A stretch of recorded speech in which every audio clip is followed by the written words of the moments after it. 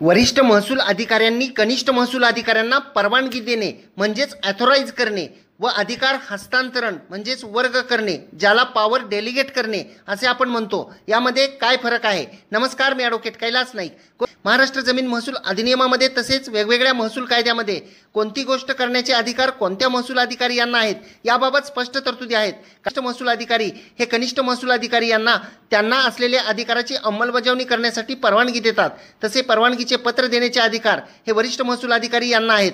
परंतु काही महसूल कायद्यामधील कलमांमध्ये आपले अधिकार हे वर्ग करावयाचे असल्यास म्हणजेच पॉवर डेलिगेट करावयाच्या असल्यास त्यासाठी शासनाच्या राजपत्राद्वारे ते अधिकार वर्ग करावे लागतात, पॉवर डेलिगेट कराव्या लागतात. उदाहरणार्थ, गौण खनिज उत्खनन व वाहतुकीच्या बाबतीमध्ये एखादे बेकायदेशीर वाळू वाहतूक करणारे वाहन जर जप्त करावयाचे असल्यास ते अधिकार उपजिल्हाधिकारी यांना आहेत.